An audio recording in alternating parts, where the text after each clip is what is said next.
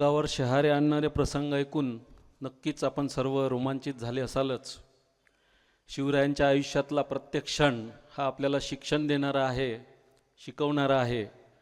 आणि आजच्या या व्याख्यानातून मिळवलेल्या शिकवणीतून खरोखर आपल्या सर्वांच्या जीवनात नक्कीच चांगले बदल घडून आणेल यात शंका नाही. यानंतर मी आभार प्रदर्शनासाठी आमंत्रित करतो श्री गोपाल कडू यांना. मला कविभूषणाच्या काही ओळी आठवतात कवितेच्या. इंद्रजिमी जंब पर बांडव जो अंब पर रावण सदंब पर रघुकुल राज है. पवन बारी बाह पर रघु शंभुरति नाह पर जो सहस्र बार पर राम द्विज राज है. दावा धूम्र वन दंड पर चिता मृगु झंड पर भूषण वितुंड पर जैसे मृगराज है. तेजतम अंश पर कानजिमी कंस पर यो मलिष्य वंश पर शेर शिवराज है, शेर शिवराज है. ह्या वीररसातल्या कवितेतून आपण एकच बघितलं आहे की छत्रपती शिवाजी महाराजांचं वर्णन कविभूषणांनी कसं केलं आहे. आणि आज आपलं हे व्याख्यान जे आहे, आपलं जे दुसरं पुष्प आहे, ह्या पुष्पामध्ये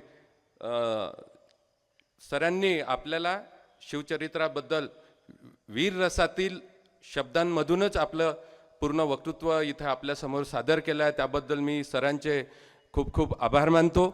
तसेच आजच्या प्रांगणामध्ये खूप जास्त व्यवस्था नव्हती, परंतु वेळेवर मुख्याधिकारी साहेबांनी आपल्याला इथे सर्व व्यवस्था पुरवून दिली.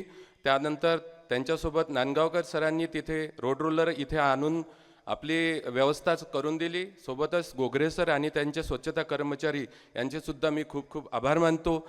तसेच आपण श्रोतृवर्ग आहात, आपल्याशिवाय हा कार्यक्रम पूर्ण संपन्न होत नाही, करिता तुमचेसुद्धा खूप खूप आभार मानतो. आणि यानंतर निशिकांत सरांना विनंती करतो की त्यांनी शारदा स्तवनासाठी यावं. नमन परम ओंकार, नमन परम ओंकार. सुखद वरद निर्गुणा सर्वदा शारदा मंगला पावना. नमन परम ओंकार. उजळो शिवमंदिरात तव तेजे ज्ञान ज्योत. उजळो शिवमंदिरात ज्ञान ज्योत. तमसो मा ज्योतिर्गमय, तमसो मा ज्योतिर्गमय. दे अशा आशिषा ही तुला प्रार्थना. नमन परम ओंकार. जनमानस सरस तुझे सदन हंस वाहिनी.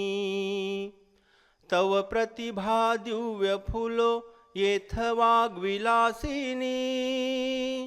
ज्ञान यज्ञ करुणी यज्ञ जन तृषार्थ तोषवी. ज्ञान यज्ञ करुणी यज्ञ जन तृषार्थ तोषवी. दे सदा दिव्यता आमुचा जीवना. नमन परम ओंकार. नमन परम, नमन परम, नमन परम ओंकार.